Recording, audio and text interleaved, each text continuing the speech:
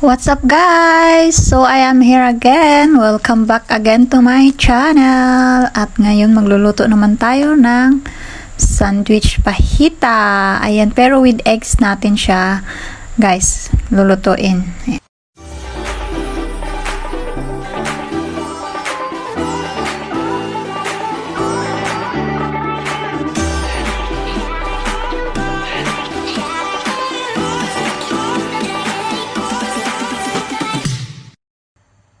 Ito na guys yung aking mga ingredients. Ayan yung fajita bread. Ayan, may mozzarella cheese. Yung eggs na may chili with green onion at tomato. So, ibabatil na natin guys yung ating eggs. Ayan. Nilagyan ko na rin yan guys ng konting magic syrup. Ayan guys. Konti lang at saka konting salt. Then, batilin na natin yung ating eggs.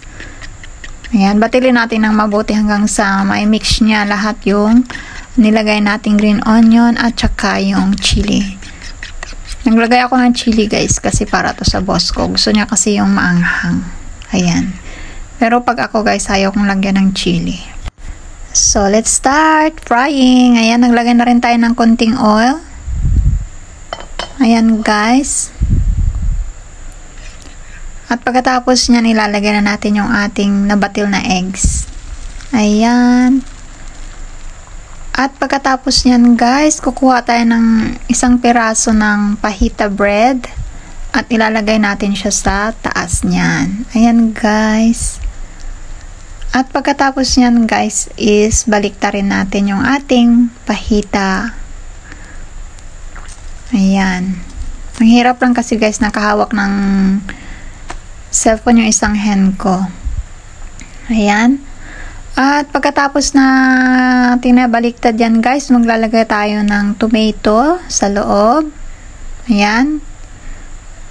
Maglagay lang tayo ng konting mga slices. Ayan.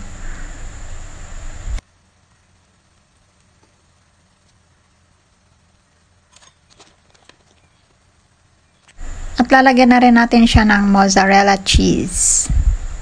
At pagkatapos nyan guys, i-fold natin yung ating sandwich fajita. Ayan. Medyo mahirap siya guys i-fold kasi nga nakahawak yung hand ko ng isang cellphone. So ayan na siya guys, naluto na. Pa-brown-brownin lang natin konti yung ating bread. Ayan guys. Okay na siya. So, set aside natin guys at lulutuin natin yung second bread. So, ayan na, ilagay ko na yung eggs. Ilagay ko na rin yung bread. Fajita bread. At of course, babaliktarin na naman natin guys. Same procedure. Ayan. Dalawang kakainin niya guys. Ang amo ko. Ayan. At of course, lalagyan na rin natin siya ng tomato, kagaya nung isa. Madali lang naman yung breakfast ng amo ko guys, tuwing umaga. Kung ano lang yung lutuin ko, yun lang din yung kakainin niya guys. Hindi naman sila complicated. And pag may bread na or may noodles na or whatever yung lulutuin ko sa umaga, kakainin lang niya and papasok na yun sa work niya. Ayan, at maiwan na naman ako dito guys mag-isa. At lagyan na rin natin siya guys ng cheese.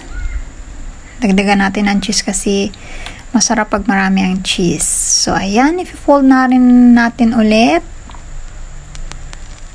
Ayan guys. At syempre, pa-brown-brownin lang natin konti yung tinapay. At ayun guys, matapos na. Ayan.